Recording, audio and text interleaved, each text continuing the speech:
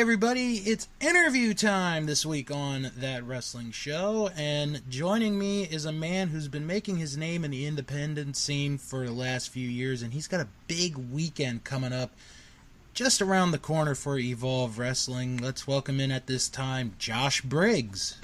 What's going on, man? Thank you for having me. Oh, thank you for taking the time out to do this interview. So, you've been very busy as of late. If you don't mind, for those who have not seen you in action before, give a little detail about yourself.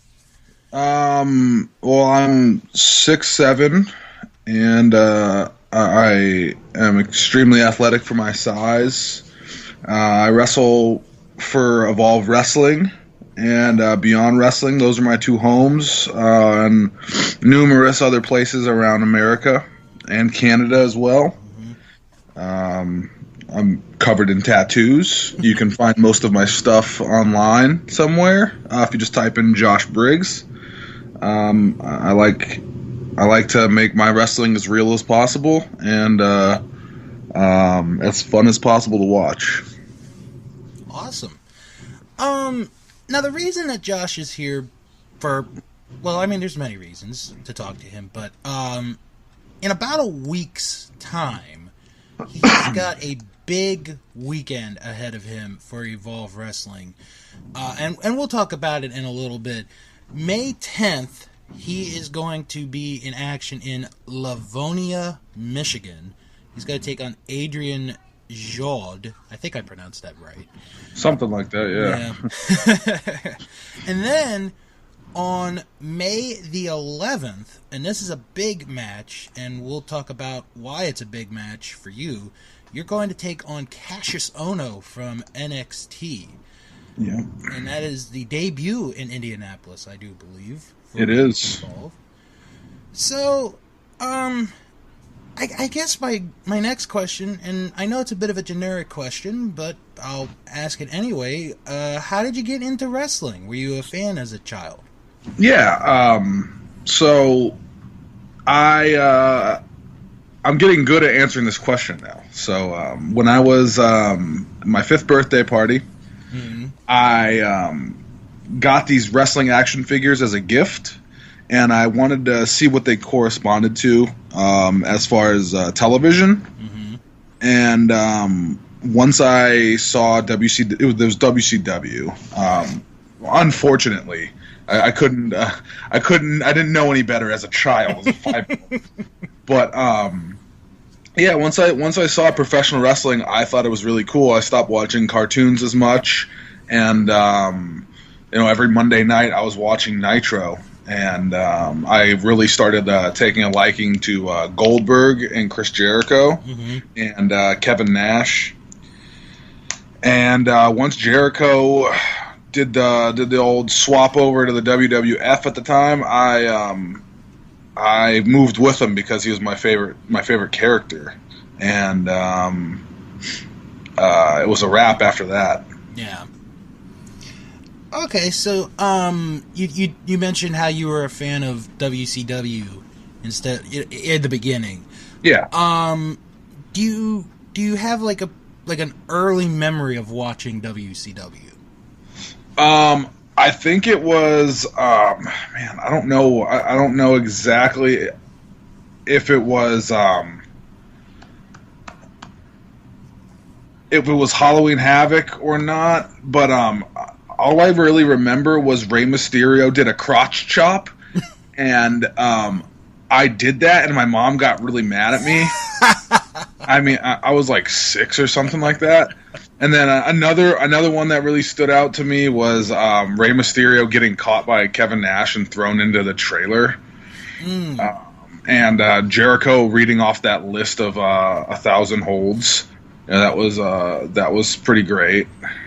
Okay. So yeah, I mean, I got a really bad memory. I don't know why, but maybe it's all the years of football. But who knows? Now, actually, that's a good segue, because I was gonna ask you about your football playing days. What position did you play? I was right guard and center. That's where I did the most damage. All right. I obviously you enjoyed playing football growing up. Did you have any aspirations to become a pro football player at any point? Yeah, so it's a little bit of a longer story, so hopefully I don't bore you too much. But No. I was one of the best. I'm from Arizona, and I was one of the best at Arizona for my position. I was a left tackle, and then I got recruited out to UMass Amherst, which is a Division I college, and they switched me to right guard and blah blah blah blah blah. And the whole time while I was playing, I didn't really enjoy football as it was more of a job, and I wanted to play it to get a free education, and I wanted to play it to make money. So it was never really a passion of mine. And once I got to college, it really became a job, and you really don't get treated properly by your coaches or the NCAA, and it's just you spend so much time around people who don't really care about you and are so selfish that it really, especially for me, I like to think of myself as someone who doesn't really take a lot of crap. So, when you're with your teammates and everything like that, and they're all so egotistical and whatnot, it doesn't really mesh well. But to just give you the cliff notes, my junior year in college, I had an extremely good year, and in practice before the third game, the third game to the end of the season, I had a volar dislocation in my right pinky, and at the time I was a center, and for anyone who doesn't know, a center is the one who snaps the ball or hikes the ball to the quarterback, and I'm right-handed, so I dislocated my pinky, and a volar dislocation is the worst possible dislocation you can have of a joint. It tore all the tendons and ligaments, so I had a dead finger, and that's the finger that wraps around the ball, basically. I couldn't snap the ball, so I was pretty much useless to the team at the time. I had to go to a lot of physical therapy for that. And I was made to feel like it was my fault by my coaches and by my training staff and everything like that. And it was just not a really good time. But I was, like I said, I was having a really good season, and I don't like to be unrealistic. I don't think I would have been drafted. I didn't have enough size. I wasn't one of those really big, heavy offensive linemen. I was never really fat. Best I could have done was get a free agency deal of some sort, maybe make a team, get a year out of it or so, make a couple bucks. But after that year where I really realized how much I disliked football for the numerous amount of reasons, that really wasn't important to me anymore, and I started looking at other options as far as a career path, and I didn't really know it, but Massachusetts is a huge hub for professional wrestling, so I kind of lucked out in being at UMass Amherst and having so many good training facilities and professional wrestling companies at my exposure. I didn't really care too much about the NFL. I got a few people that were interested in meeting me and having a pro day for me and everything, and I didn't return anyone's calls. I didn't do a pro day. I went to training that day instead of working out for the Redskins and the Rams, I think. But yeah, that was pretty much it. I was never really interested in football more so than to make money. And then once I realized it wasn't really for me, I kind of passed on the whole thing. As a Redskins fan, I'm going to say, we could have used you, Josh. We could have used you. Yeah. Yeah, I'm sorry. No, it's okay. It's okay. Now, would this be while you're in college? Would this be the time where did you go to any wrestling shows in Massachusetts? And is that where maybe your training or your thought of getting into wrestling began? No, I was always watching wrestling from my house. College football and being a full-time student is extremely difficult as far as time goes. We had mandatory meetings almost every single day that took up 2 to 3 hours. We had anywhere from 2 to 3 classes a day, and weight training every day, and cardio, plyometric, anything like that. Some type of conditioning timing that we had to do every day.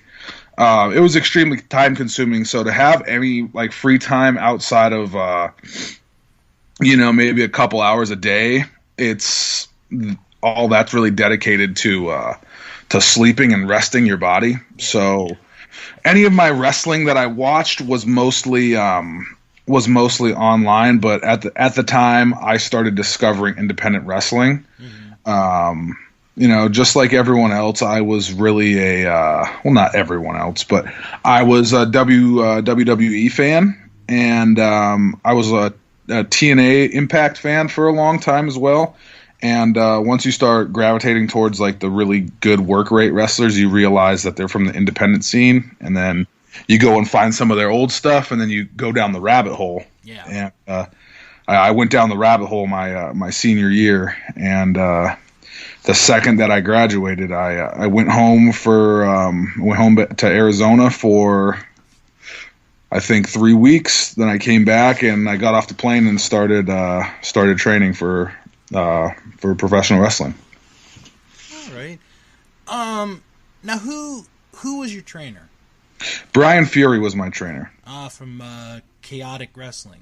Yeah, the New England Pro Wrestling Academy. If for those who don't know, he trained Dominic Dijakovic, Tommaso Ciampa, Sasha Banks, Biff Busick, Oni Lorcan. Sorry.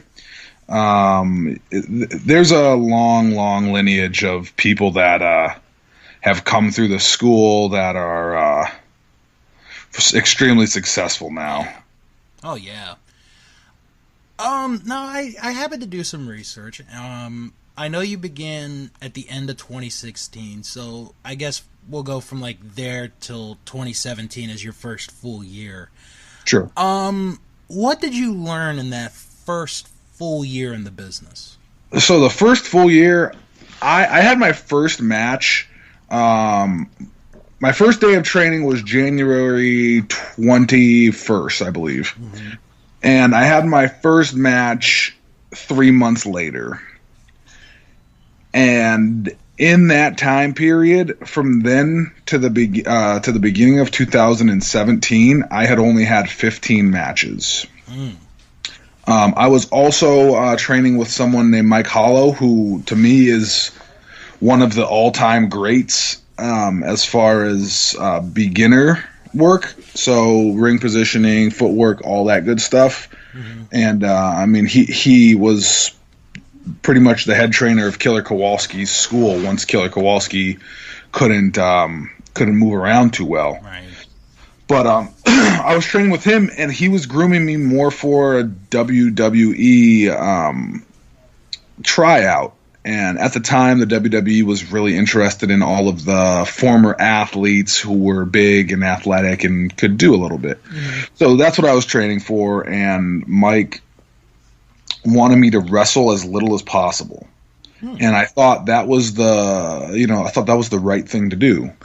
He had this whole vision of me wrestling as little as possible so that I don't have any bad matches and I don't make the WWE not like me based off of how poor my matches were going to be. Right.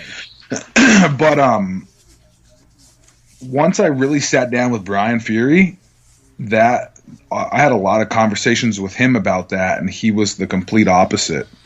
He wanted me to go out and wrestle, and he wanted me to have bad matches, and he wanted me to experience crowds and see how they've reacted to me and everything like that. So, that was probably the biggest thing as far as like molding my career to where it is now was Brian telling me that I need to get out there and wrestle as much as possible and wrestle as many bad matches as possible and wrestle as many bad wrestlers as possible. This all of that is a learning experience, and every single match you have, good or bad, is ultimately a learning experience. So that was probably the biggest takeaway of that first year. And I went from having 15 matches in that first year to having over 200 in the second year. Oh, wow. Yeah, 243, maybe, something like that. Now, I remember one of the first matches that I saw you in, and I remember this very well. You wrestled Keith Lee on New Year's Eve. Yeah, man, that's a lot of people's first match, like exposure to Josh Briggs, and like that. It's a really cool match to it is to have. It really is. What could you tell our audience that haven't watched Beyond the environment of a Beyond Wrestling show?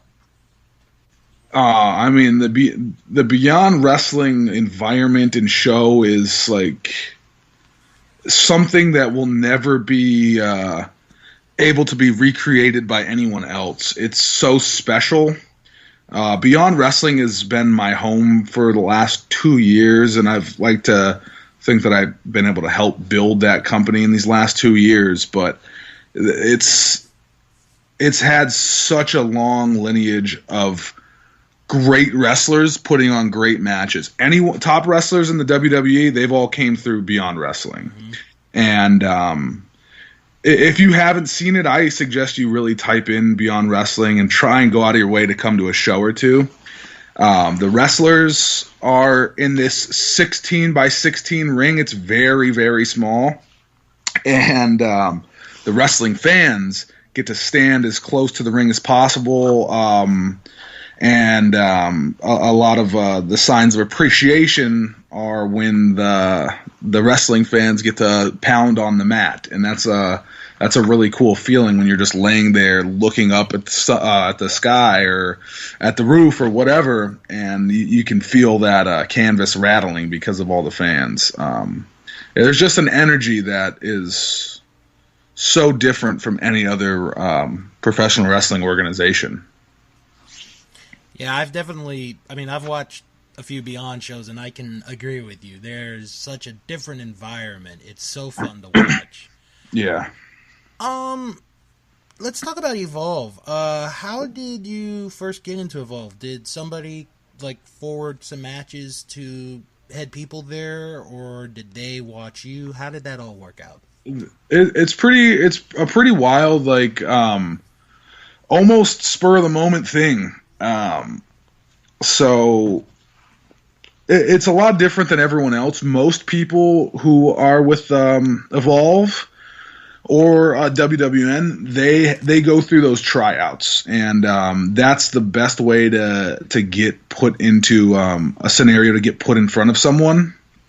But for me, not a lot of people know this, but it's not really a secret. Stokely Hathaway is one of my closest buddies in professional wrestling. Mm-hmm. And Stokely Hathaway was a very trusted advisor to Gabe Sapolsky, the owner of Evolve, mm-hmm. The booker of Evolve.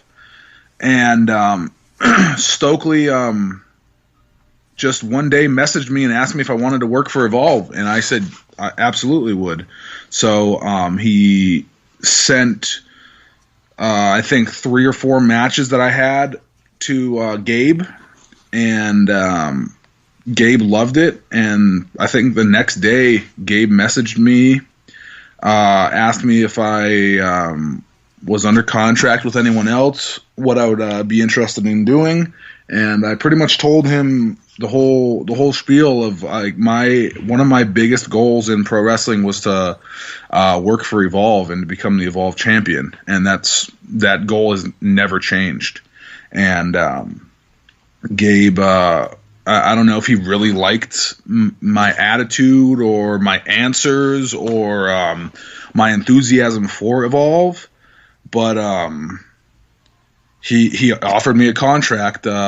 I think 3 or 4 days after he saw my matches, and we met near his house because we lived together. Luckily, or we lived close by. Luckily, so we met together and talked about my career path and my intentions for Evolve and what the plans are with me for Evolve, and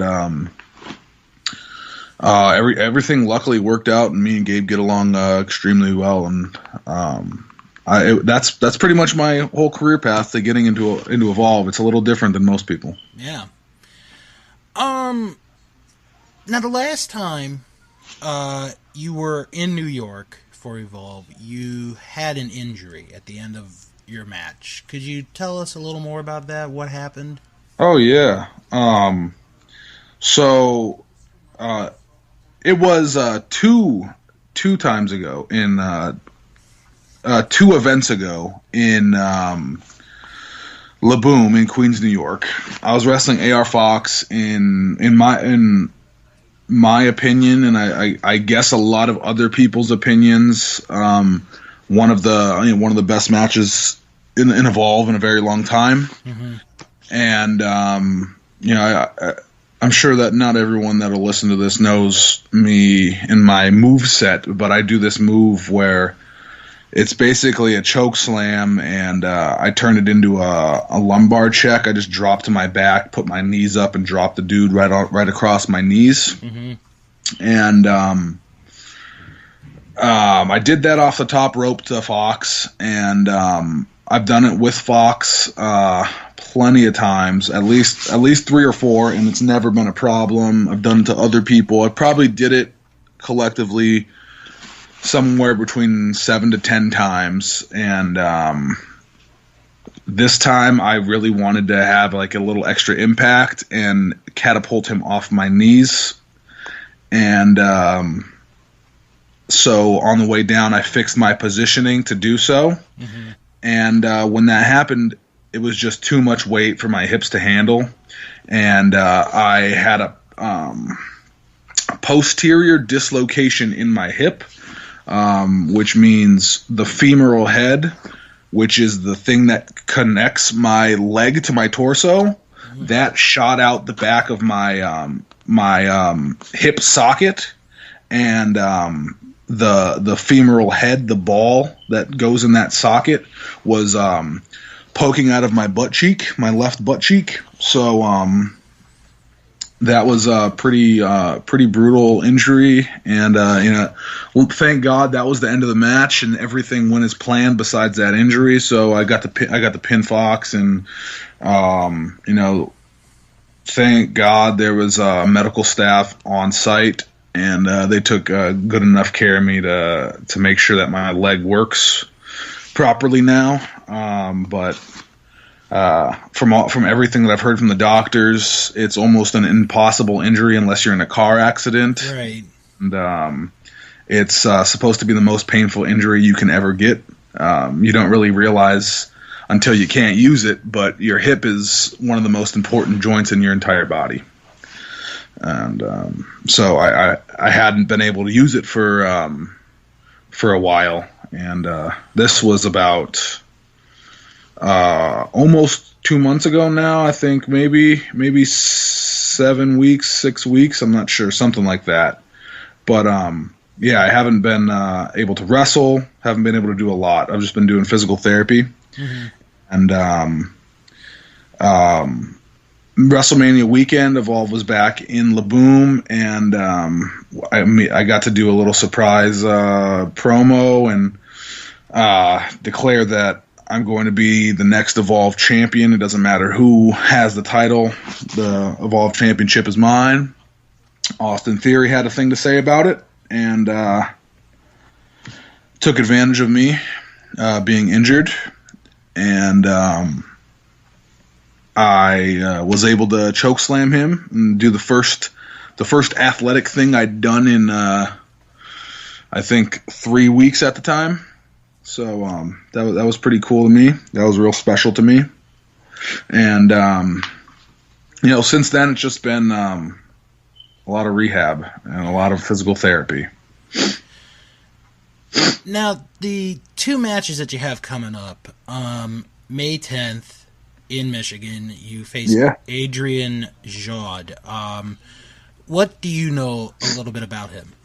I mean, Adrian Jod is like one of the most legit, real bad dudes in wrestling. I don't know exactly his background word for word, but I believe he's some type of high up Brazilian jiu-jitsu artist who trains mixed martial artists and does a bunch of real badass things. Mm-hmm. And I don't know how my leg's gonna react to him, and I don't know what he has planned. I don't know how I don't know if my body will work well against a Brazilian jiu-jitsu practitioner. Mm-hmm. So as far as a game plan or anything like that, I kind of just have to see how my body reacts and hopefully end the match as quick as possible. Yeah, I mean, I don't want you to reveal your game plan. He might be listening to this right now. So. Then the next night in Indianapolis, and this is a big match. This is a third of a triple main event there in Indianapolis. Yep. You're going to face Kassius Ohno. Right. And he's traveled all over the world. He's wrestled pretty much everywhere that can be imagined. Yep. Your thoughts on Kassius Ohno? I mean, he's one of the greatest of all time, especially as far as big men. He's one of the best ever. His striking is so clean. It's something that I've really tried to emulate, and I've taken a lot of just watching him. Mm-hmm. I've taken a lot and really tried to subtly implement it all into to what I do. But he's done, like you said, and I'm sure everyone else on the planet knows, he's done basically anything possible. He's done everything you can do in professional wrestling and independent wrestling. And independent wrestling is something that I hold very near and dear to my heart. And when he was on the independent scene and I was trying to make a name for myself, that was basically my number one guy besides Donovan Dijak, who I wanted to have a match with. And he got signed again, and I pretty much thought that it was never going to happen. This match was just off the table. Mm-hmm. And for me to get it now, having it be my first real big match back from my injury, and to be a guy that I've shared the locker room with before, and I go up to Kassius Ohno and ask him to watch my matches and ask him to pick apart my matches and ask him for any advice possible. So it's I don't know if there's a word past important, but this is a very important match for me. This is a very special match for me, and I mean it's going to be pretty much me leaving everything I have out in the ring. Do you have any favorite matches of his? Honestly, and I've told her this before as well. One of my favorite matches that he's had is him versus Kimberly at Beyond Wrestling. That match is just such a great story for me. I'm a big fan of intergender wrestling, mm-hmm. and the story they told and how well he sold for her and everything. It's just amazing to me. But anything with him and Claudio Castagnoli or Cesaro. That's always amazing stuff, especially from Ring of Honor and Chikara. Yeah. What else? There's another him and Riddle from Evolve, man. That's like one of the all-time greats for Evolve. Yeah. But he's one of the best ever to do it. I don't know if you've ever seen this match. If you haven't, I'll recommend it to you. He had a match. This was years ago, and I used to have the tape. He wrestled CM Punk, and it was a 93-minute match. Oh my God! And it was 2 out of 3 falls, and the first fall didn't come until like 40 minutes into the match. Wow! Whenever you get the time, if you can find that match, I recommend you watch it. To see where was it from? Ring of Honor? IWA Mid-South. Oh, okay, cool. Yeah, I mean, because he's come so far from that match, to now being world traveled, doing everything, facing everybody. It's amazing. Yeah, all right. I'm pumped to see it. Hopefully, it's floating around on the internet somewhere. Hopefully, it won't bore you. I mean, I know long matches can, it depends on. No, wrestling, I really enjoy the storytelling aspect of pro wrestling. So the longer the match, the more I think there's time to implement stories, multiple stories, and elaborate on the stories that are already going through. So the longer the match, for me, usually the better. All right. Is there anywhere that our listeners can follow you on social media? Oh, yeah. Everything is at the Josh Briggs, Instagram and Twitter. And if you want to be a little bit more personal and get a little bit better glimpse into my personal life, you can just add me on Facebook at Josh Briggs as well. Anywhere like that, it's great to just communicate with me and tell me I'm a terrible wrestler or something. Well, I don't know. I don't know. I don't think our listeners will do that. We got some good listeners. Good. Once again, May 10th, Livonia, Michigan. Josh Briggs will take on Adrian Jode. And May 11th, Indianapolis. The big one against Kassius Ohno. Tickets are still available for those 2 events. If you are near any one of those events, or both, if you want to go to both, go get some tickets for these 2 shows. And if you can't make it, WWN Live and Club WWN will have those up. Josh, thank you for taking the time out to be here on That Wrestling Show this week. You are more than welcome to come back anytime you want. Awesome, man. We'll set something up. All right. Good luck, Josh, in Michigan and in Indianapolis. Thanks, man. All right. We'll be back.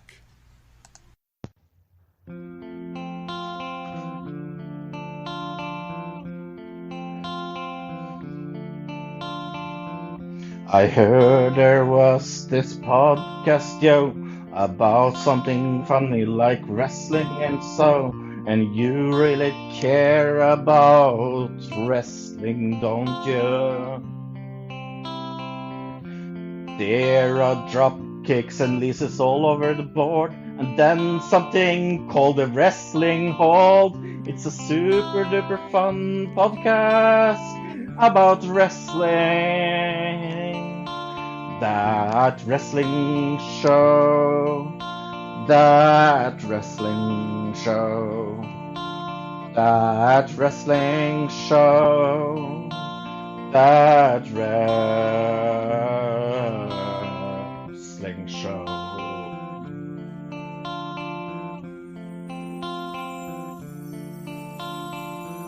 Well, Fro and Bill and maybe a guest or 2 is here to hold your hand and guide you through a podcast about wrestling. We have a lot of extreme fun, and that's without the gun, because I needed something to rhyme fun with. That wrestling show. That wrestling show. That wrestling show. That wrestling show.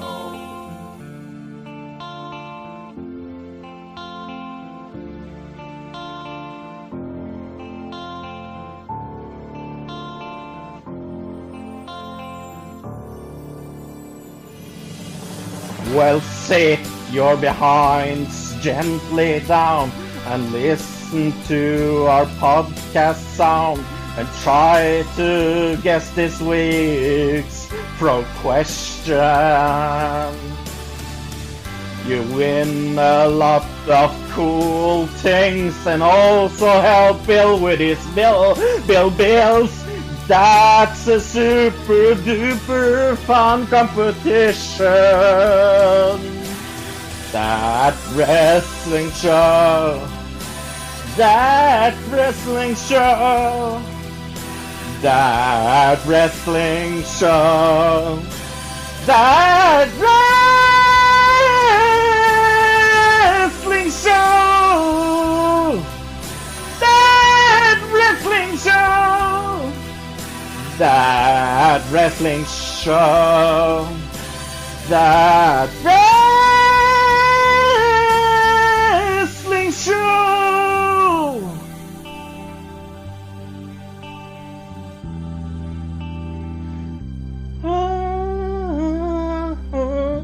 That wrestling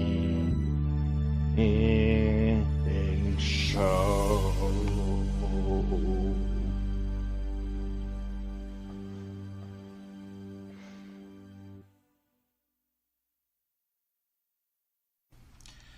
Just in time for Nurses Week, it's That Wrestling Show, the only podcast where all pro wrestling matters.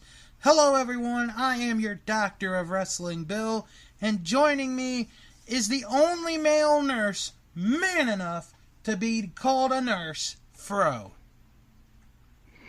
Yeah, I'm going to stick something up your ass, that's for sure. So, tell us about our patient today, Fro. Well, our patient is pretty good. How are you? Oh, well, I've been good. I think our patient this week needs about 20 cc of the Crockett Cup and needs to be put on some antibiotics of Rebellion. Mm-hmm. Plus, we're going to get into our wrestling news and other stuff. To start off, the first episode of the month of May. Can you believe it's May already? I can. Eurovision month. Unbelievable. I just want to, real quick, I want to thank again Josh Briggs for taking the time out to do the interview that you guys heard at the beginning of this week's episode. Evolve next Friday in Livonia, Michigan, and next Saturday, Indianapolis, Indiana. He's got a big weekend ahead of him. I like him. Yeah, he's very good. He was awesome to talk to. I enjoyed it. So, Fro, we had quite a fun week, I think. Yeah, good weekend. Yeah, that's good for sure. weekend. And just a good wrestling week overall. I did not, because for those of you that are listening, we're recording on a Thursday today instead of our usual Friday, because somebody asked politely, and I said yes, I will record with you on Thursday today. But anyway, excuse me. There's some news around. I think the first thing that we should talk about is a video that has popped up that's gotten some views, and that is the Jon Moxley video. Oh, Jesus Christ, this. Yes. So, for those of you who haven't watched, a video came out about a day or two ago. Yeah, 2 days ago, I think. Of Jon Moxley, a.k.a. Dean Ambrose. Mm-hmm. And it was just a video of him basically saying, I'm out of jail. Yeah. That's basically what it was, so... It does not sound like he left the WWE with in good terms. I don't know. I mean, you leave whenever you leave, I guess would be the right way to say it in this case. What I am happy about is that Renee Young is going to be single soon. So. Oh please, gonna be single soon. Oh my god. I give it out this year. They're not going to be married. All right, we'll see. We'll see when it happens. So yeah, that video came out a few days ago, and be very interesting to see where he goes first. I don't know where. I got a feeling, that tonight's gonna be a good night. But I also got the feeling that he will not go to TNA. I don't think he will go to New Japan, because why the fuck would they be interested in Dean Ambrose? Elite Wrestling, maybe? I have no idea. In all honesty, I have no idea where he's going to go. I really don't. He go to UFC and fight CM Punk? No, he's not going to go the way of CM Punk. He's going to do something. You think so? Yeah. Just wait to see. That's not me. I'm your Google Oh, Jesus Christ. It's my goodness. I was like, what the fuck is that Hi, noise? Siri. Yeah. Oh, crap, I have it on my end, too.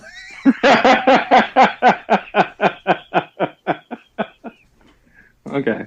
Oh, Spooky. man. Okay, so anyway.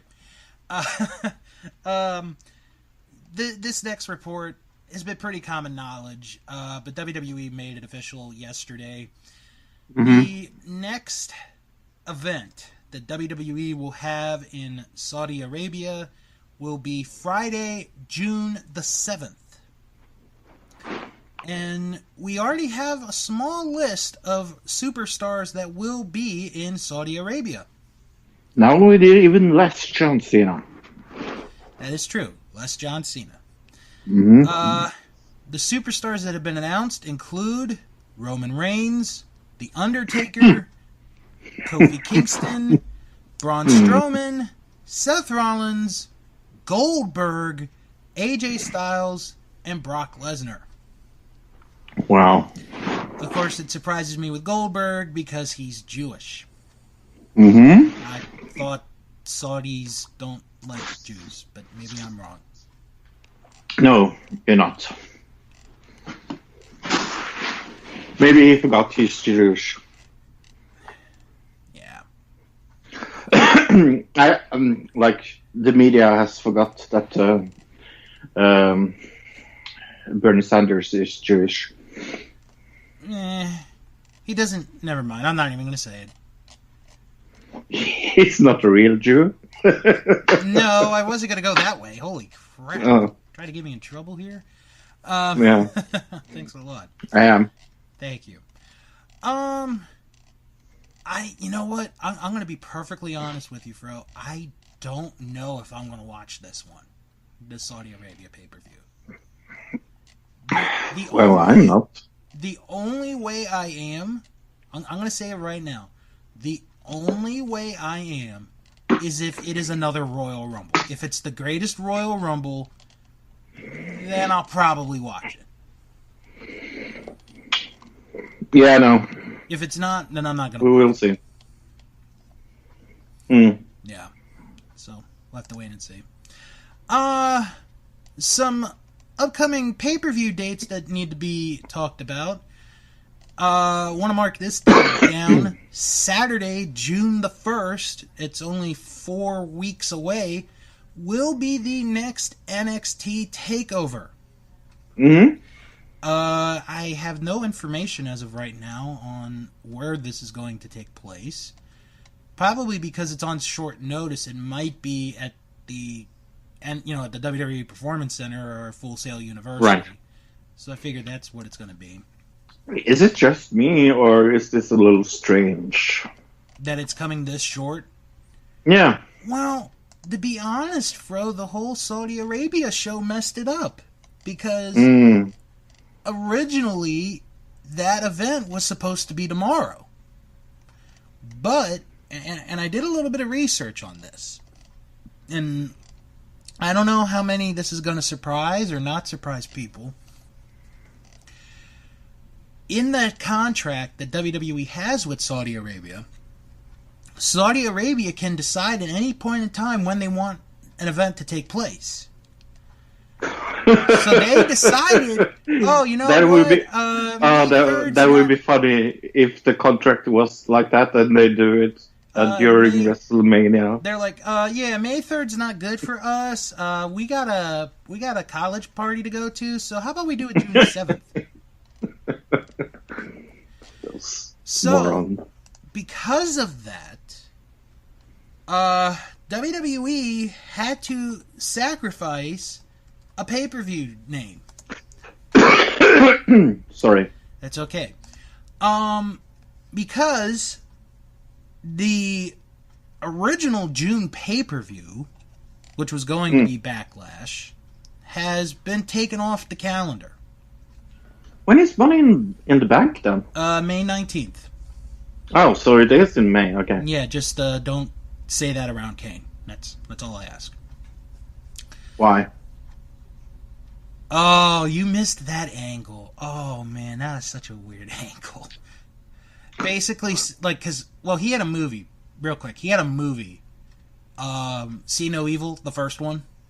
Oh, yeah. And it was coming out May 19th. So this whole thing, Kane's like, don't mention May 19th. And apparently something terrible happened on May 19th. I don't remember what it was. I don't think they even said it, so. Aww. But, so anyway. Were you born that day? Huh? Were you born that day? No, June 3rd. Oh, so something else terrible happened. Oh, well, fuck you.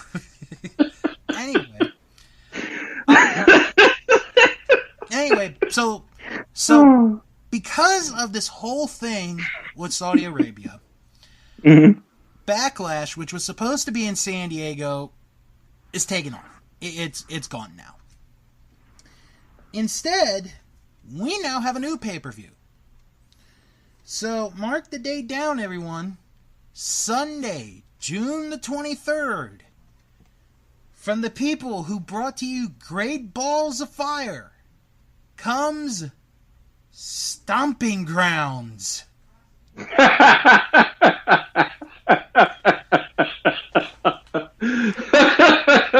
wish I was kidding. Oh my god. Oh, that's awful. I wish I was kidding. Oh. Well, I can't wait to tell you what movie I saw this week, by the way. And Stomping Grounds, by the way, is going to be taking place in Tacoma, Washington at the Tacoma Dome. So, be prepared when we get to June to where Fro and I discuss about how we hated Stomping Grounds. Stomping Grounds. Watch, it'll end up being like the pay-per-view of the year. You watch. Do you want to hear about the movie I watched this week? Yeah, what did you watch this week? I watched Fighting with My Family this week. Oh, okay. How was that?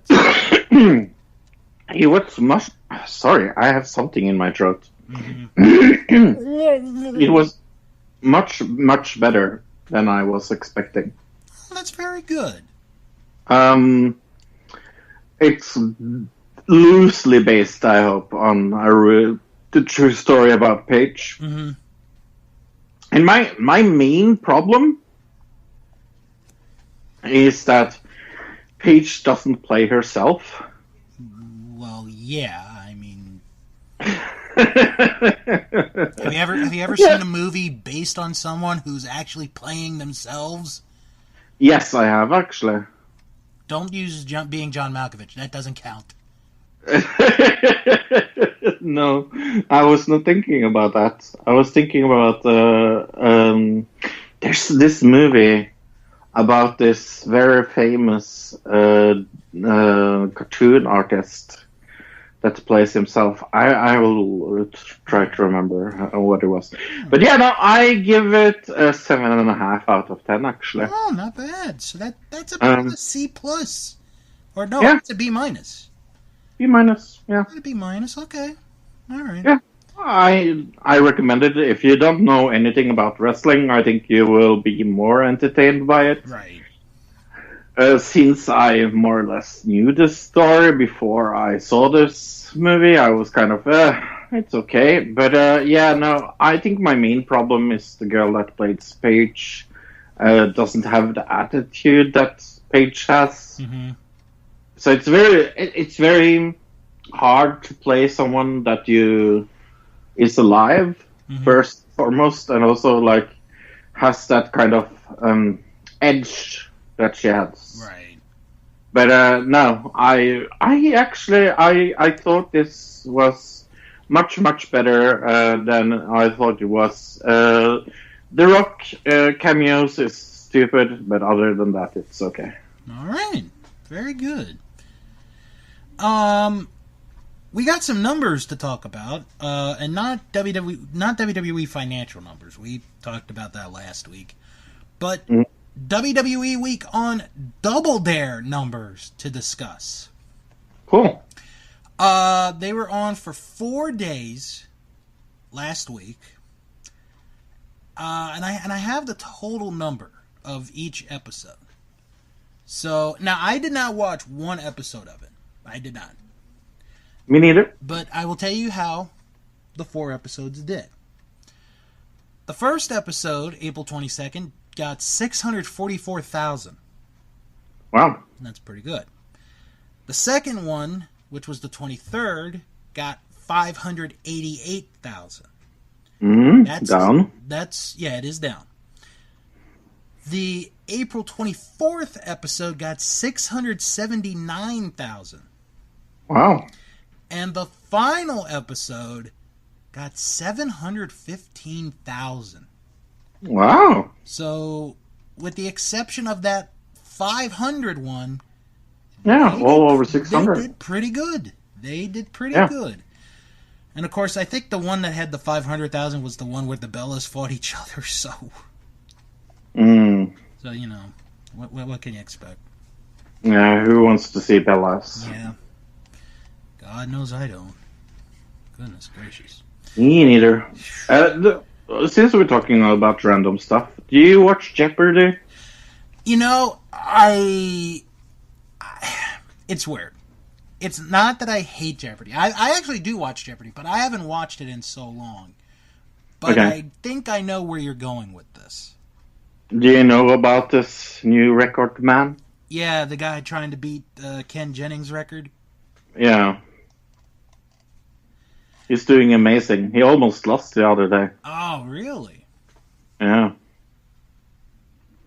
He was almost out. I think he won by $19 or something. Ooh, wow. Isn't he like a sports bettor? I think that's his Yeah. He's freaking amazing. I never watched Jeopardy before he became a part of it, but when people like started talking about him and how amazing he was and things like that, there's a very good movie that I want to recommend to people out there about cheating when it comes to Jeopardy and things like that. It's called Quiz Show. I have that on my queue on Netflix. Oh, so good. I have love that movie. You know, I'll tell you, since this is our non-wrestling topic of the week here. Mm-hmm. I think this is going to be a new segment on the show where we have one we have another one that we'll do later on, but not as fun as Jeopardy, or at least it won't be for Fro. Oh no. No, but I remember the whole Ken Jennings run when it happened. That was 15 years ago, if you can believe it. Yeah. I had just graduated high school. I think that's when it started. And over the summer, I did a program to get ready for college. And I made a friend. Hi, Christine, if you're listening to this. If you skip through the parts where Fro and I cursed for a few moments. But anyway, you know, we would talk about how Ken Jennings was doing every single episode and how amazing this was. And my grandma would watch Jeopardy every night. My grandma watched it religiously. And, we would even talk about it. Because, she watched Wheel of Fortune and then Jeopardy. And Jeopardy, was on right after. So I watched Jeopardy every single night that Ken Jennings was on. And then when he finally lost, I remember the audience's reaction to when he finally lost. It's like, oh! But, maybe I'll watch him tonight. I'm pretty amazed by how good he has been. Yeah, I don't watch it. I don't watch it live, of course. Right. But well, it's not live anyway. It's pre-recorded, anyways. So. Yeah. But they have been very good at not spoiling it online and things like that. That's the thing, exactly. Yeah. What was I going to say? I had some. Oh, now I remember. Now, back in the day, and this is a long time ago, Fro. They had a 5-day limit for Jeopardy. If you won 5 games in a row, that was it. You were out. You were done. And all the money you won, you kept. But they changed that in the early 2000s. I don't remember exactly when. But they changed it. And because of that, Ken Jennings was able to stay on for so long. So... Yeah, and he came back. He's been on several times since then. Oh, yeah. So... But no, I'm glad to see that, in a time where, with the health scare of Alex Trebek, that something good is happening. It's doing so good, yeah. I agree. So it's good to hear. Actually, you know what? While we're at it, since we're in our non-wrestling topic of the week or discussion of the week, we promised people we would be making a pick. So we're going to make our picks now. Oh, yeah. For the Kentucky Derby. It has something to do with horses. Yes, it does. Last year, we had a Triple Crown winner, the second in a 4-year period, after going 37 years without a Triple Crown winner. So, this late yesterday, the betting favorite, Omaha Beach, was scratched from the Kentucky Derby, meaning he's not going to compete. Oh, no. Why? He had a breathing issue. So it's safe for him not to be... Basically, the way... He couldn't get it up? Oh, God. No, basically the way the trainer said it was, if they had sent him into the race, it would have been like sending a soldier to war with a switch. Which is actually a pretty good picture. Yeah. So we now have a new favorite, and the new favorite, as soon as I can find his odds, is Game Winner. So we have That's stupid, isn't it? Game, we have Game Winner as the 5-1 favorite. Mm-hmm. And then we have two horses at 6-1, which are Improbable. That's the name of the horse. I love that and name. Roadster. Mm-hmm. So I'll send you the link so you can take a look at the odds. Cool. And I think you can actually click on the name so you can see what the horses look like. I'm going to make my pick now because I'm a little bit more familiar with horse racing than you are. The long shot, if you really want to make, like a bet where you're going to end up getting some money, there's a couple horses that are at 50-1 right now. Gray Magician and Master Fencer. Master Fencer is win. Is from Japan. Oh, there's some good names. Oh, we got some good names on here. Spin-off. I like that. Yeah. My pick is going to be Maximum Security. That's a very good name. He is at 10-1 odds. Yeah, I'm going to guess improbable because that's just so fucking funny. I looked at the picture of the horse. That's a real beautiful looking horse. Yeah, I'm going to pick improbable because it will improbably win. Can we pick two? You can have a backup. Yeah, you can have a backup.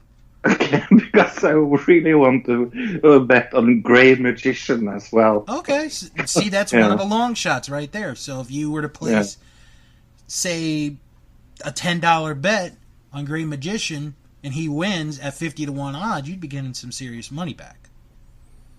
So, it's all about the money. Yep. Mm-hmm. And if you wanted to, you can bet on the Kentucky Derby website. You just got to create an account and then, basically put all your life's information in there. But so that was our Kentucky Derby preview. I'm going. Well, you know what? No, you know what? To be fair, since you had a second pick, I'm going to have a second pick as well. I am going to. You know what? I said Maximum Security is my favorite, is my pick to win. But I'll also go with Improbable. Yeah. It's a good name. Yeah.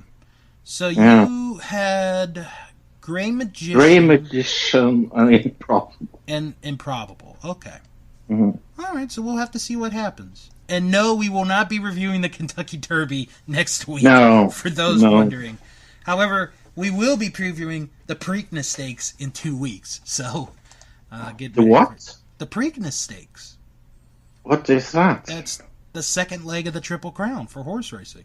Oh, I have no clue. Or as it's known here, the world's largest infield party. Why is it called that? Because there are thousands upon thousands of people that go into the infield of the racetrack. And they have they have concerts, they have betting, they have bikini contests. They got it all there. And I will share a funny story in 2 weeks when we get to the Preakness about my experience at the Preakness. So, real quick, I want to bring this up before we get into our reviews. Leo Rush, for those who did not watch Raw Monday night, he was not on like Raw. Me. He was not on Raw Monday night.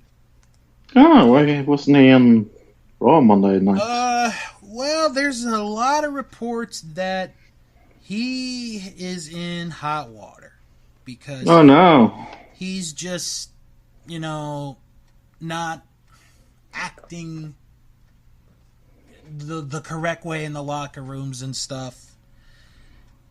And it's getting to the point where, and I'm actually going to read this report that came across while we were recording. PW Insider reported that Leo Rush was offered a 5-year contract reportedly worth $300,000. Ooh. However, he turned it down while asking for double that number. And to further go into this, Rush's claims are interesting, especially since WWE sources have claimed today that Rush was offered a new contract, but turned it down instead, according to multiple sources, asking for double the number. And Rush has at least on one occasion, suggest the company release him so he can quote unquote show them what he could accomplish outside of WWE. You think he's betting the farm on himself? I do. Yeah, that sounds a little like. Yeah. So, with that being said, let's talk about the weekend of pay-per-views that we had. I didn't watch anything this week. Really? Oh, that's yeah. too bad. because we had quite a good weekend, I think, of wrestling, to say the least. It was very good. And we will start with the show that happened on Saturday night, which was the Crockett Cup. And, Saturday. And I think it's safe to say, going into that event, we had no idea what we were going to expect coming out of that. No. But no. After watching it, we ended up we both were very positive about this show as a whole.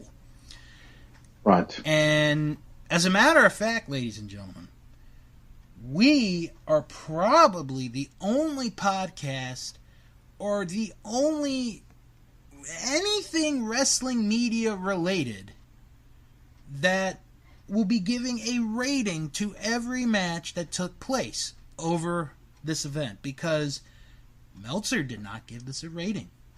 He said that he had computer issues, so he could only see the first half of the show.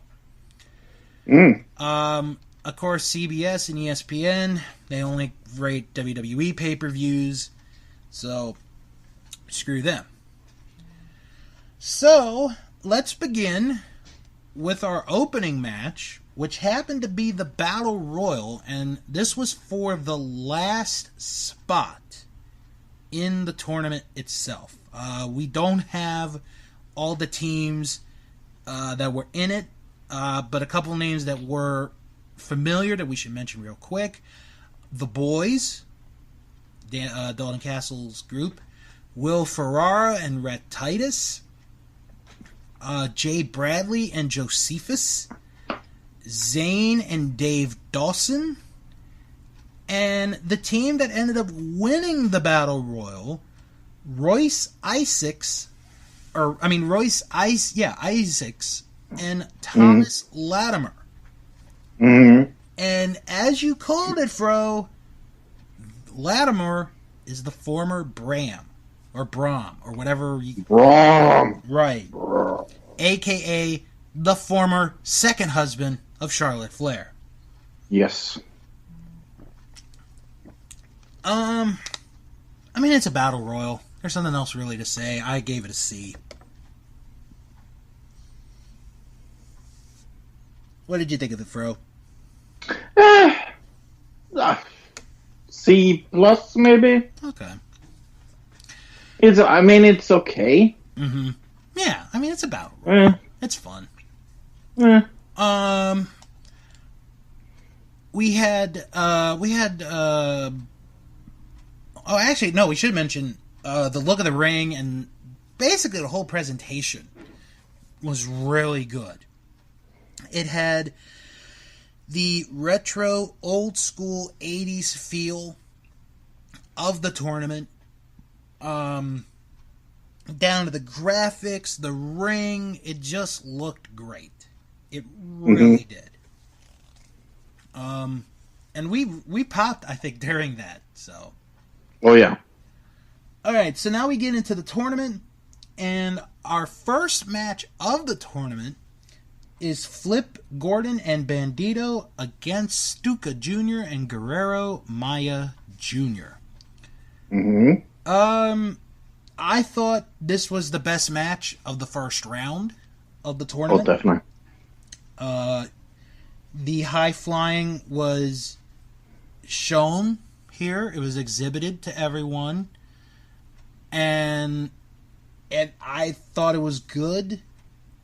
I might even say this might have been the best match of the tournament. I'm not really sure, but Flip and Bandito got the victory. I gave it a B. I gave it a B plus. I thought this was very enjoyable.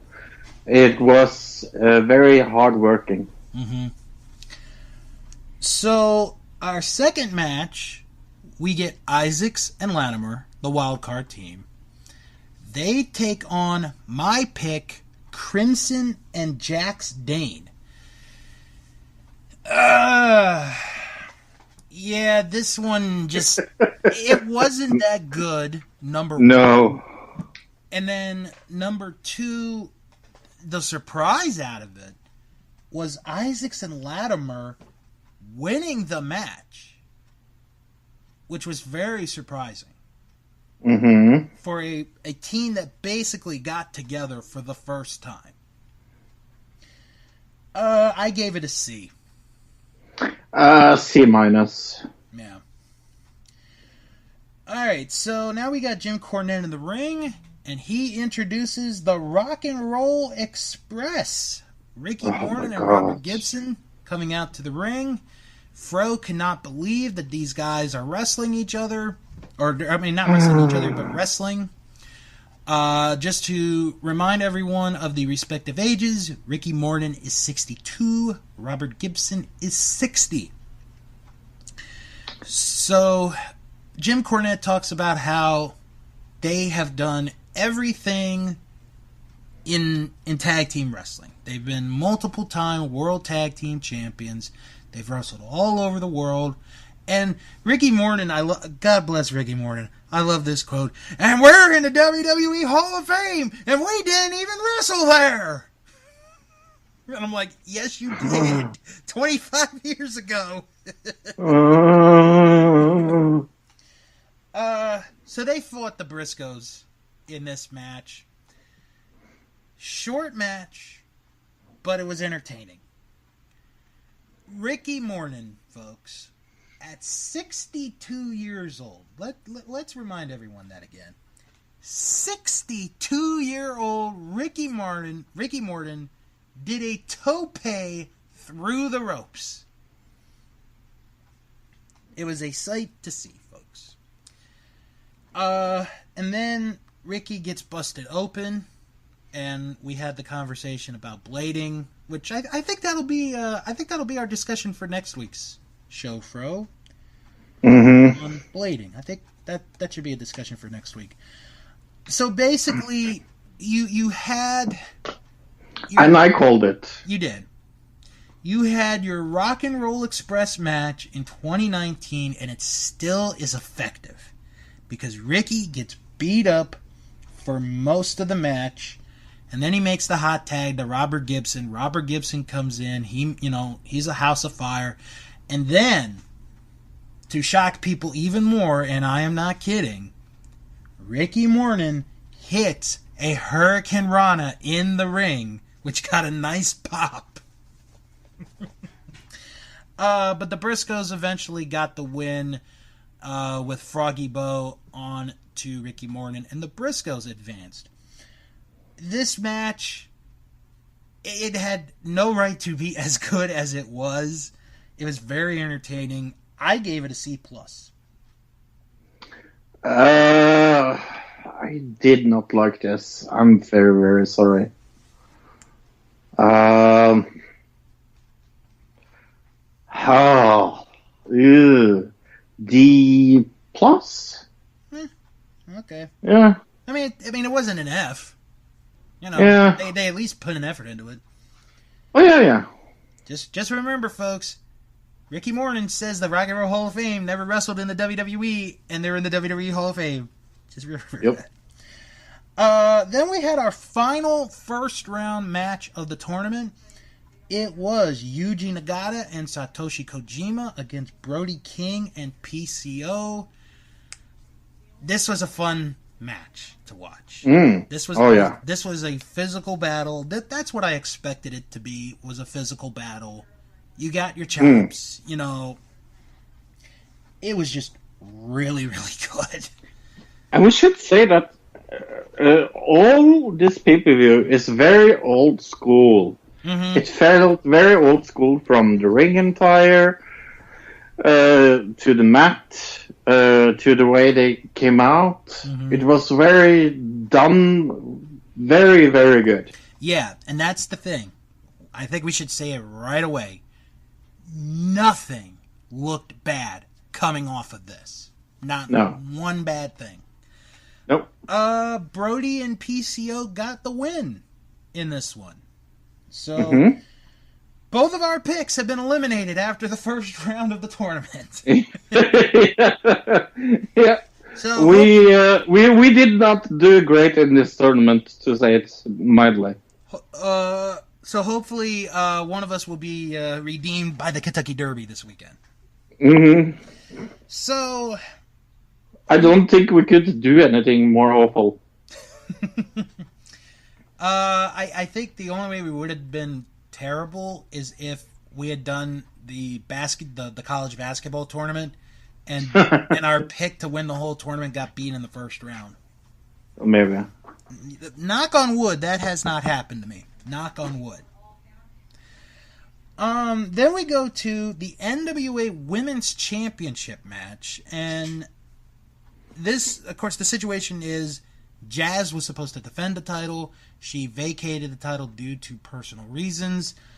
So Allison Kay fought Santana Garrett, and we had a special guest with us, Fro. Mm-hmm. Why did you tell him who it was? Sagitits!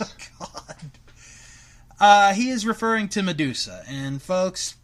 No, that's not her name. Her name is Sagitits. Well, you could call her Saggy Tits. It's Medusa. No, it's Sagitits. The cut on her outfit... Yeah. Where the chest is not where it's supposed to be. Where it's supposed what to be. Oh, man. Okay. Anyway, yes. It's in a position to where you could almost see Medusa's boobs. Well, I'm not sure if I can call them boobs or flapjacks. Oh my God. I mean, I have bigger, rounder, firmer tits than this lady has. Wow. Mm-hmm. Okay. So, to the match itself. Allison Flappy Kay, flap? No. To the match. To the actual match. Oh, to that match. Okay. That match. Allison Kay and Santana Garrett.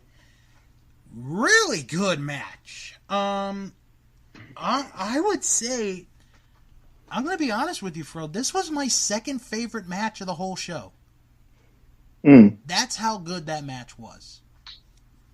I love this. This is my favorite show of the match. You mean your favorite match? Match of the show. Dial up the zip code. Exactly. No, this was a really good match. I enjoyed it. The fans had respect for this match. And Allison Kay got the win, and she is the new NWA Women's Champion. So, and I sort of figured that was going to happen, even if she had fought Jazz. But Allison Kay wins the title. So now we go to the semifinals, and we have Isaacs and Latimer. This is their third match of the tournament. So, it's like they got to be beat up at this point. They face Flip Gordon and Bandito. During the match, Isaacs and Latimer go outside the ring, they get themselves together, and who gives them advice, Fro? Yeah, who gives them advice? Oh, you don't remember? No, who was it again? Saggy Tits! Oh yeah, Saggy Tits, yeah. Oh, of course it was.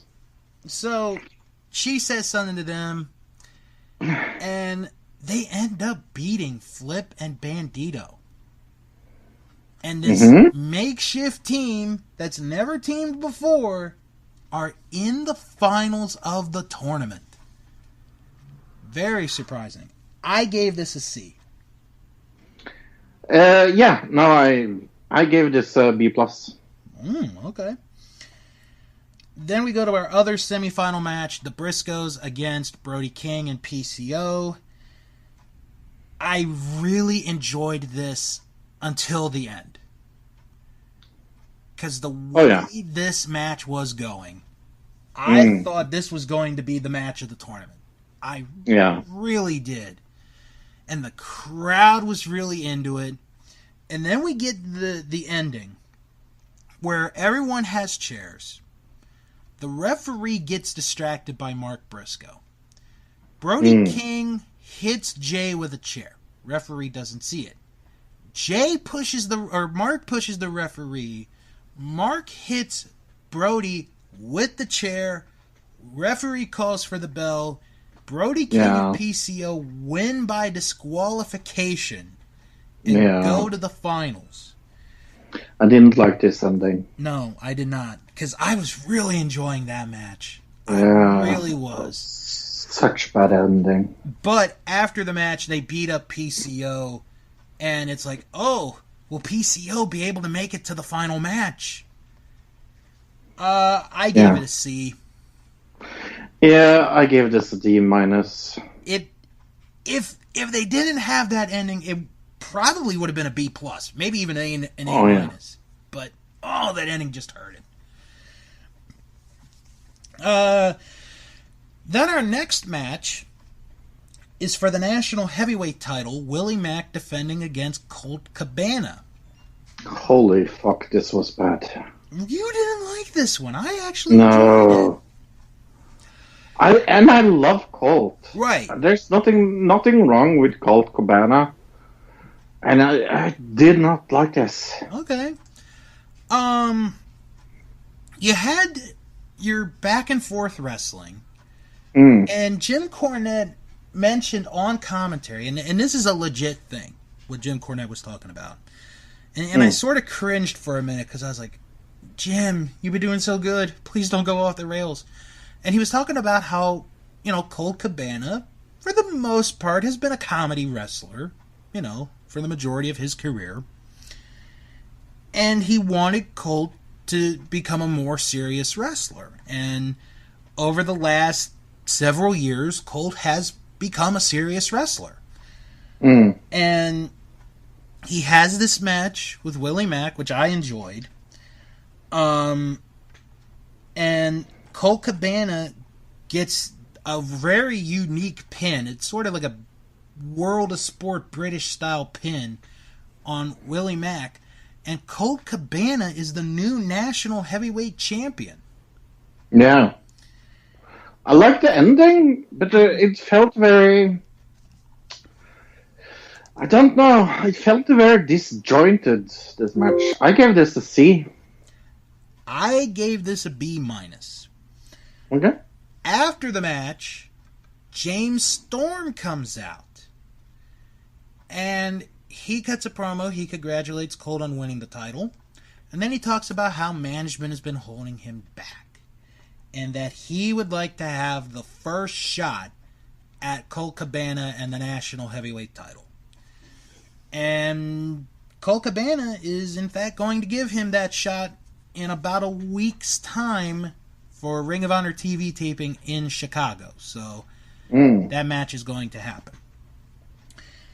Then we have the final match of the Crockett Cup, and it's a very nice presentation because we have Jim Crockett Sr.'s wife, who's still alive, bless her soul. We have Jackie Crockett, one of the sons, come out with the trophy.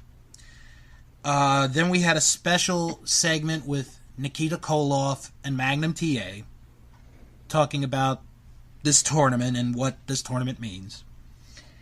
And we now go to this final match of the tournament. And something that we should mention, because we didn't talk about it last week because we didn't know what was going to happen at the time.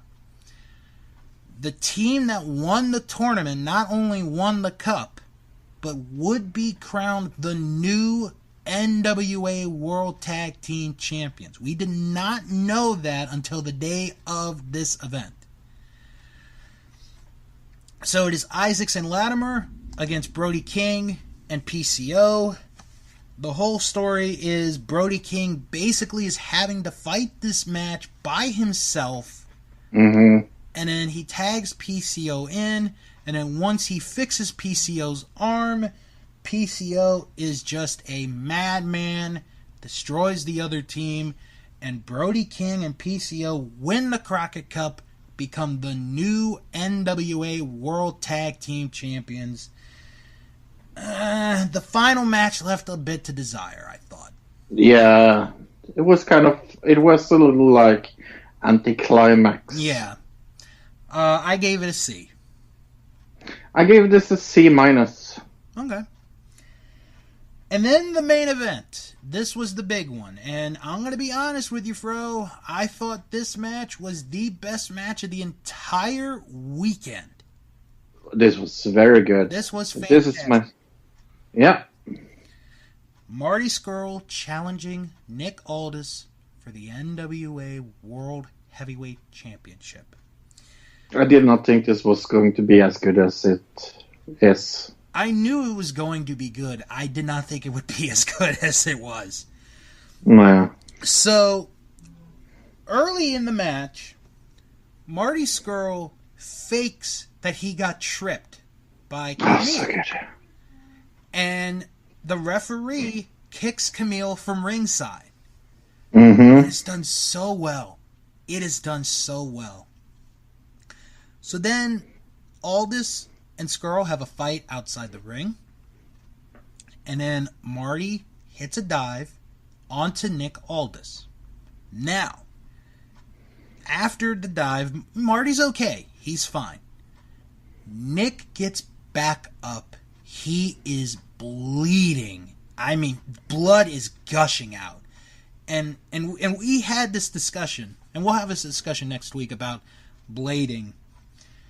That was not a blade job, I can tell you right now. The way that blood was coming out, that was not a blade job. No way could that have been a blade job. If it was, Nick Aldis is the freaking man. Yeah, no, it didn't look like a blade job. It didn't. So, Marty just goes after Nick and the wound. I mean, he's going after it. There's blood all over the place. And it's like, oh God, they might have to call this match, but fortunately the blood stopped enough to, to get itself to, slow down, and it wasn't that bad. We get a really good back and forth match. And we get a point where the referee gets knocked down. So Camille comes back to the ring. And she's about to spear Marty Scurll. So she starts, and here comes Nick Aldis. He stops her. And he's like, I want to do this on my own.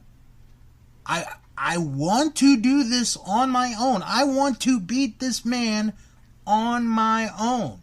So he sends Camille to the back.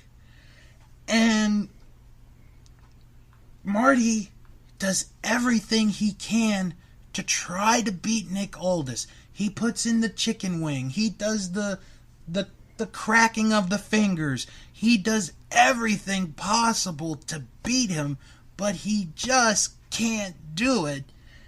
And Nick Aldis eventually gets a Scorpion Deathlock, Texas Cloverleaf-like maneuver in, and Marty tries everything he possibly can to get out of it.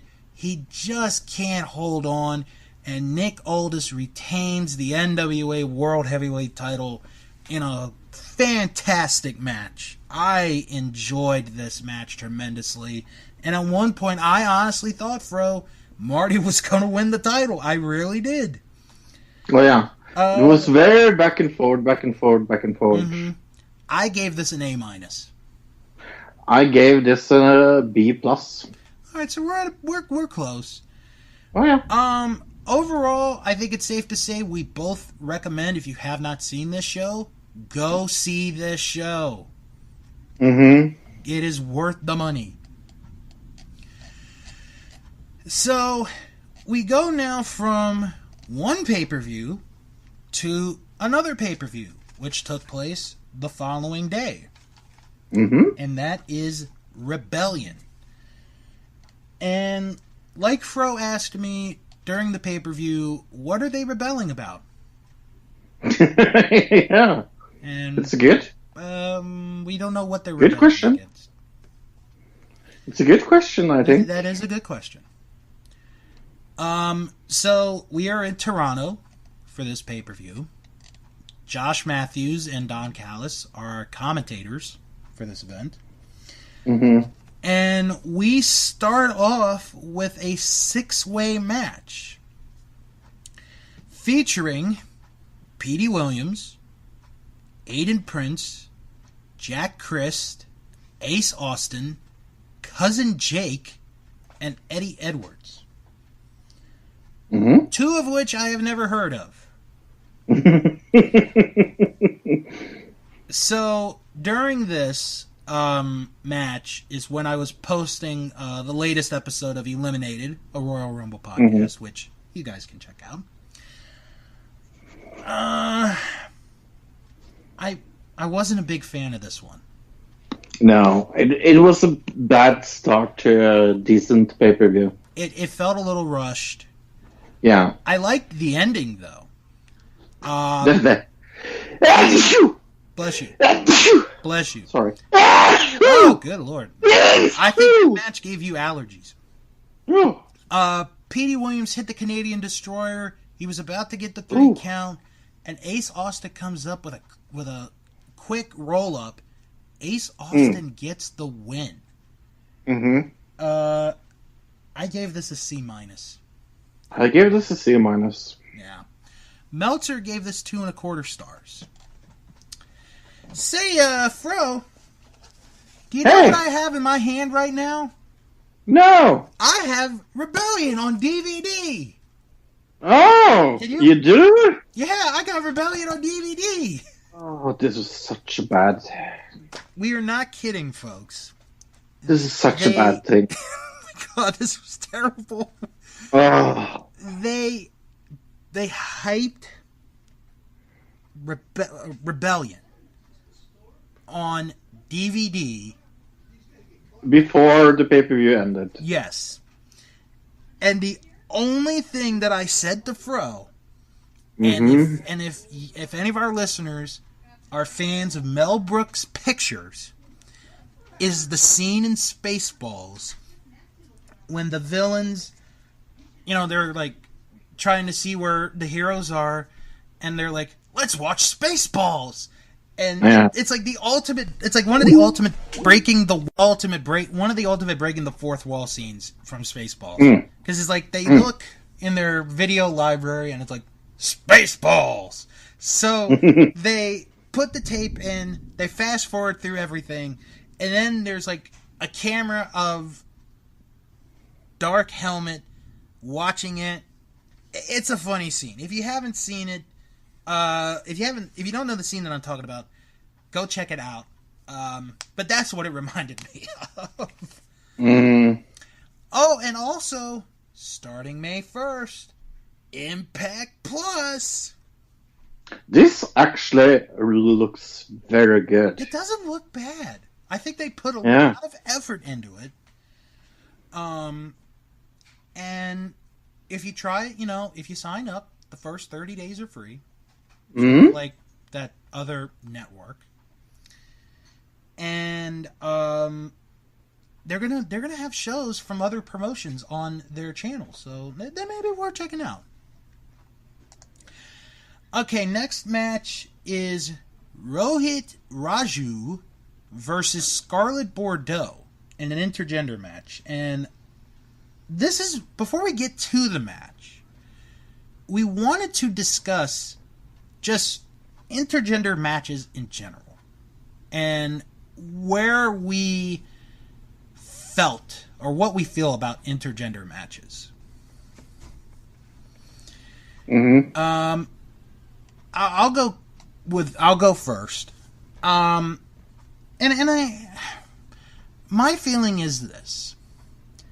I am okay with intergender matches as long as they are tasteful. If it's, like this was. Yeah, this match was tasteful. If it's tasteless and it's gimmicky and, it makes one or both look bad, then I'm not a fan of it. That's my stand on intergender matches. Yeah, no, I totally agree with you. Scarlett at one point locks in the crossface, which looks good. The end of the match is Scarlett Bordeaux hitting a low blow, and then she hits a cradle shock move, and she gets the victory. Mm-hmm. And like we both agreed while watching it, she's gotten better since she first started.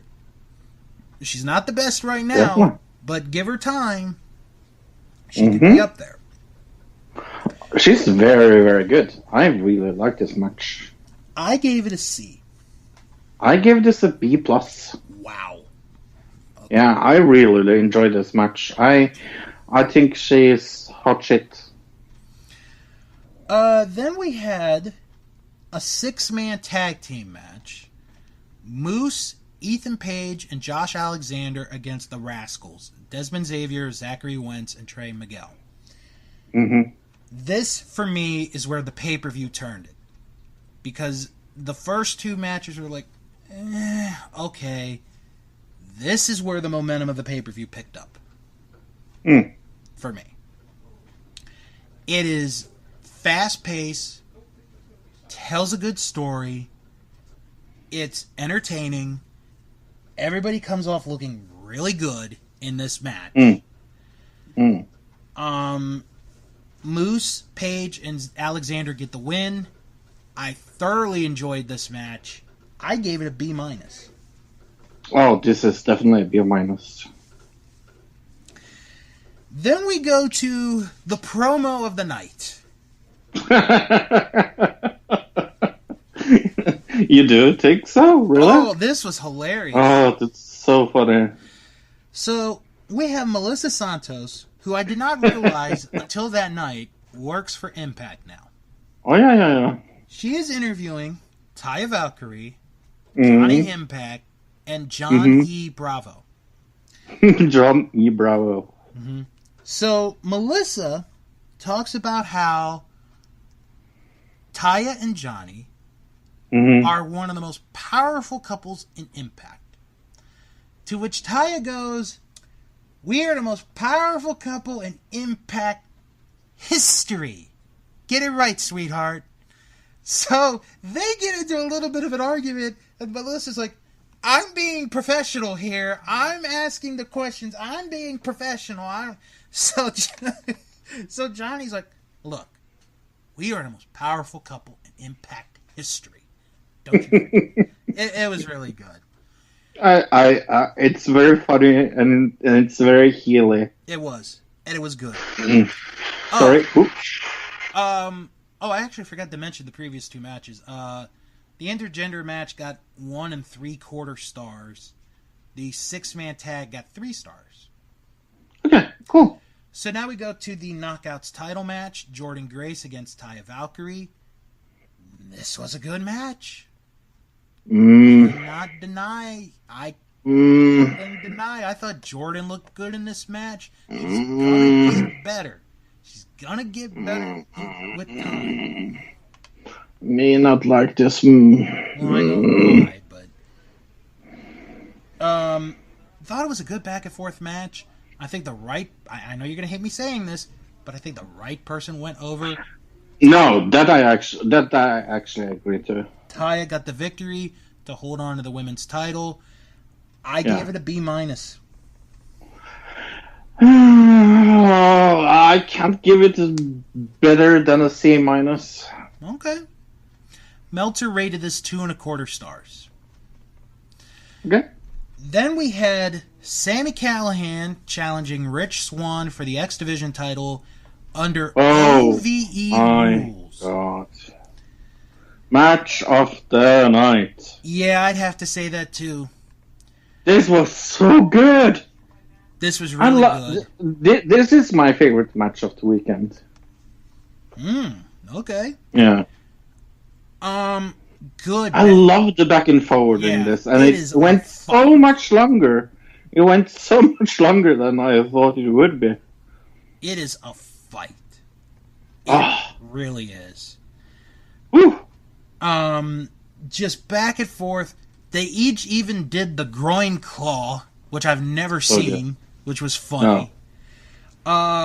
Then we had Legos get involved. and Bill goes, "Oh, look at those Legos," and I didn't see it at first because I was a little behind him. Right. And this is the biggest Lego block you have ever seen. Yeah, it's like the biggest in container red. of Legos I've ever seen. Yeah, and it's in red, and it's so funny how they use Lego in this movie. Yeah. Or in this match. I mean, so incredibly ingenious to do that. It was. End of the match, Sami Callihan brings the barbed wire bat into the match. Mm-hmm. After a very long match, actually. So much longer than according to Meltzer, it was a 16-minute match. So much longer than I thought it would be.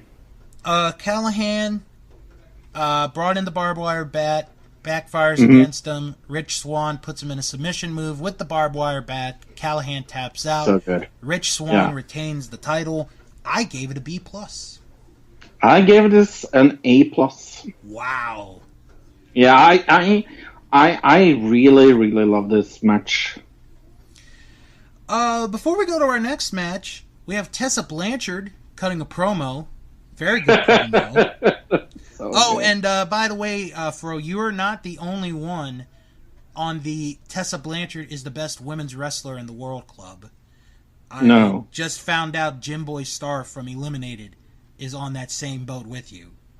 Mm-hmm. So you're not alone. Let me say that. I'm not alone. Yeah, no. So during the promo, out comes Tully Blanchard, Tessa's father. This was such a nice surprise. It was, and he said to her, "This is the biggest match of your career." I'm like, yeah. I was like, well, wait a minute. What about that match at the Video Classic? That was pretty big. I'm not sure I agree with you there, sir, but With all due respect. Yeah. But I like Tessa's promo. It was really good. So we get Tessa Blanchard versus Gail Kim. Much better than I thought it was going to be. Oh, so much better. I knew Tessa was going to bring her A game. Yeah, Gail but I was so sure that Gail was going to be ring rusty. Yeah. And she wasn't that at all. No, it she felt was not so that smooth. bad. Not so ever. No. Very good match, good pace, back and forth. Tessa was your classic heel. Comes off like $1 million. Yep. She might have had the match of her career on this night. Oh, yeah. She definitely. very well might have. Oh, yeah. Tessa gets the win.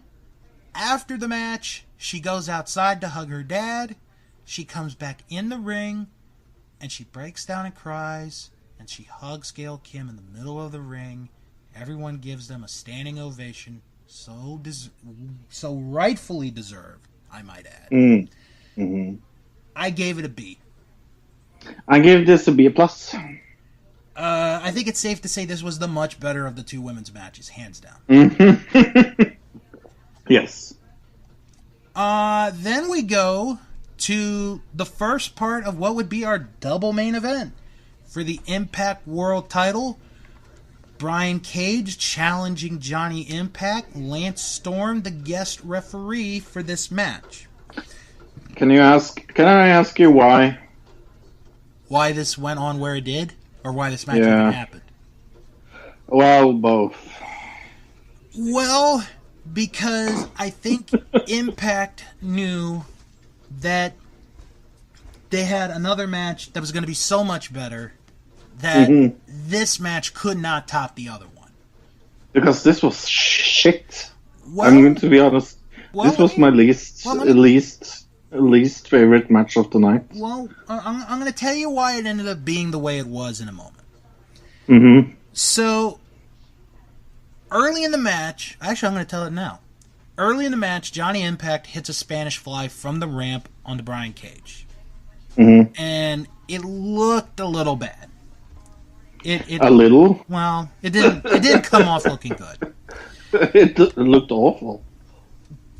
Brian Cage ended up getting injured on that spot. Yep. So for the rest of the match, he's working with a bad back. And it's very clear that he works with a bad back as well. Yeah. So Lance Storm gets knocked out towards the end. And this is where all the shenanigans come in. So I hate this. I hate this when TNA does this. It's so TNA-ish. I thought we were done with this, but I guess we weren't. Oh, I hate it when we do this. I hate it. So Brian Cage hits a powerbomb. Oh. Brian Cage hits a powerbomb on Taya. Johnny Impact hits Brian Cage with the bell. Johnny Bravo, who used to be a referee, but now isn't, pulls his jacket off, has a referee's shirt on. He tries to make a 3 count, only 2. The announcers mentioned during this that pin would not have counted even if he had gone into 3. No, it wouldn't. So Lance Storm comes back in. He super kicks Bravo. Brian Cage grabs Impact. He hits him with a power bomb or some pin. I don't even remember. Brian Cage is the new Impact champion.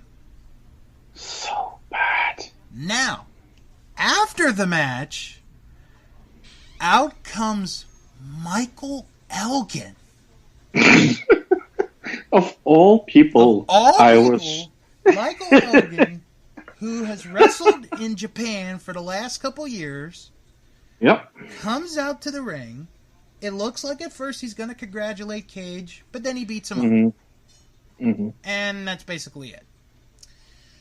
Now, I'm not sure what you heard, Fro. Maybe you haven't heard this. But after the pay-per-view, Brian Cage had to be taken to the hospital. Immediately. Aww. Because that back was hurt really bad. Aww. I gave it a C+. I gave this a D+. Next Impact pay-per-view. Want to mark this date? Sunday, July 7th. It is Slammiversary in Dallas, Texas. I'm looking forward to it. We cannot promise if a president will be riding in the back of a car on that day. But now, what's actually interesting, real quick before we get into this main event, is the day before New Japan is in Dallas for the start of the G1 tournament. So if you're in Dallas, you're gonna get 2 days worth of wrestling with New Japan and Impact Wrestling.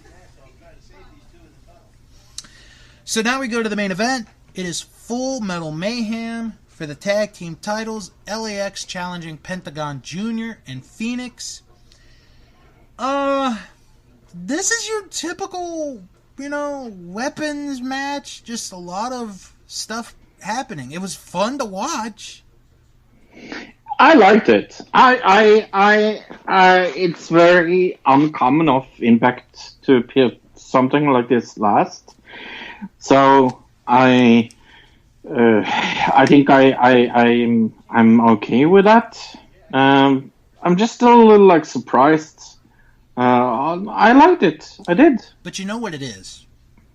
Is when you have arguably the greatest tag team in Impact history, referring to LAX, and you have arguably the best tag team in the world in Pentagon and Phoenix. With this kind of stipulation, that match has to go on last. Yeah. So the end of the match, Pentagon brings out a bag of thumbtacks. He sets it up. He gets on the ladder with Ortiz. Here comes Santana. Power bombs him onto the thumbtacks. 1, 2, 3. LAX wins the tag team titles. After the match, Conan comes in the ring, and he's like, okay, that's it. You guys have done enough to each other. Let's squash this beef. So they're like, okay. And then Conan's like, we're going to go Lucha Brothers, LAX, on 3. And one of the guys from LAX is like, why do we have to say Lucha Brothers first? And it's like, because I said so. I like that. That was funny. Then we get a group hug, and some of the locker room comes out to celebrate. Aww. What was a fun main event.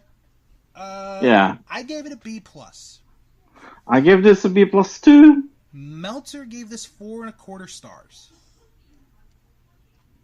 Yeah. I don't think I did the other previous 2 matches. The Impact title match got 3.25 stars. Blanchard and Kim got 3.75 stars. Is it thundering where you live? It is.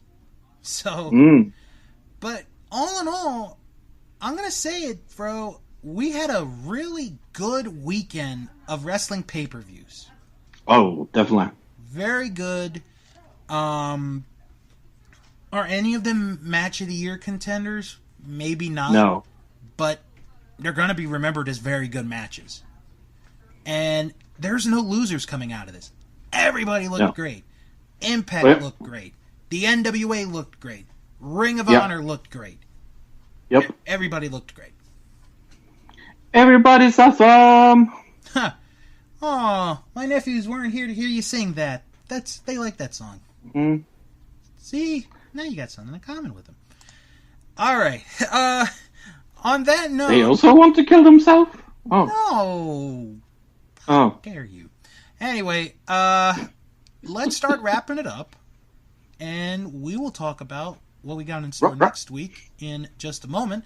So we're going to do our plugs. If you guys have any questions or comments, send an email, wrestlingman@thatwrestlingshow.com. And if you send us an email, we will read it on the program. You can follow the show on Twitter @WrestlingShow11. We got some new Twitter followers during the Rebellion pay-per-view event. So, see, that's why you want to follow us, because you never know when we're going to do these reviews. So, and don't forget to join our Facebook group. It is That Wrestling Show fan group. You type that in the search bar, you're right there. And if you can't find it, you could go to facebook.com/groups/Wrestling Show fan group. And of course, check out the website, thatwrestlingshow.com, and my Patreon page, patreon.com/Bill's World of Podcasts. Fro, what did you guys discuss on Another Digital Citizen this week? Well, in the news, we talked about something from your home state, so yes. That was very, very, very good. And but yeah, I some. don't mean to cut you off. Okay. While we were recording, she did resign. Ah. She resigned. So. Yeah, and me and Luke spoiled the awful movie The Silence that you can find on Netflix. Huh. Very good. Mm-hmm. All right, let's talk about some of my favorite podcasts besides Another Digital Citizen that you guys can check out. Our Vantage Point, the Retro Wrestling Podcast with Joe Murata and Michael Quinn. They take you back in time through the world of retro wrestling. This week, they discuss Doink the Clown, Week 4 of the Royal Flush of the worst WrestleManias of all time, and they review WCW Prime. It's an Easter-themed episode, so you may want to check that one out. How about the Wrestling Podcast About Nothing with former wrestling referee Mike Crockett and Ring of Honor star The Brawler Brian Malonis? They talk about everything in the world of wrestling. This week, they have a special interview with New England wrestler Sonny Goodspeed. That is on the Wrestling Podcast About Nothing. And if you like your podcasts done by one man, check out Greetings from Allentown with Pete Winson as he watches one retro episode of pro wrestling each week. This week, he watches an episode of WWF Superstars of Wrestling from 1989, the day that the Macho Man becomes the Macho King. Ooh. And for our movie lovers, check out Unspooled with Amy and Paul, where they watch each movie of AFI's list of the 100 greatest movies of all time from 2007. This week, they discussed the movie Tootsie. Are you a Tootsie fan? Do you want my honest opinion? Yeah. I think it's overrated. Yep, me too. The only good thing about that movie, bro, the only good thing about that movie is Jessica Lange. That's the only good thing about it. I think Tootsie is very overrated as well. So that is on Unspooled, and you can check those podcasts out. No, I was saying Jessica Lange is the only good thing from that movie. Yeah. Other non-wrestling podcasts that came out this week? No, not that I have. No? No. Do you want to hear a list of podcasts that I have listened to lately? Of course. Okay. I listen to All About Android. That's all about Android, funny enough. I listen, if I want to punish myself, I listen to the Bellas podcast. Oh, God. Yeah, I still listen to that. But if you like some movie things, listen to Best Movie, Worst Movie, where they pick the best and worst movie of the subject they're talking about. Oh, I have to download that. Yeah, they had episode 5 was pre-2000 superhero films. That was very good. I also listened to the Empire Film Podcast. That's a good one. God Awful Movies. I like the title. Yeah, where they go through every religious movie and make fun of it. Oh no. Yep. How did this get made? Have you ever listened to that? That's very good. They go through very bad movies and make fun of them with a live crowd there. It's very, very good. Improv. Do you like improv? Time to time, yeah. Yeah, Improv for Humans with Matt Besser.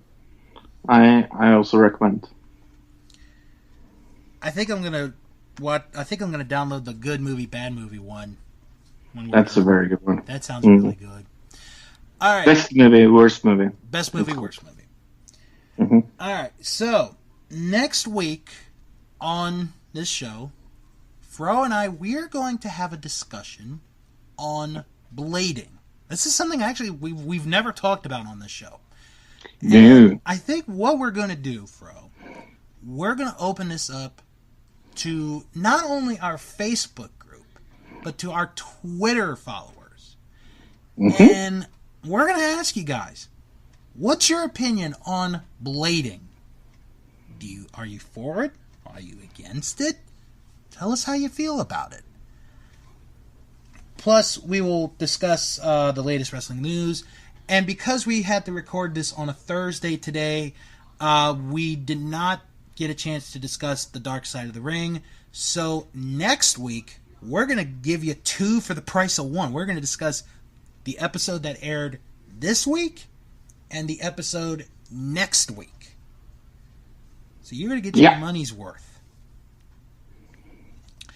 You can work hard for the money. Hard for the money. So until then, everyone, have a good, safe weekend. Have fun doing whatever it is you do. And when you're done, come right back here next week for another episode of That Wrestling Show, the only podcast where all pro wrestling matters. And as always, moo. Moo. Moo. Wrestle on, guys.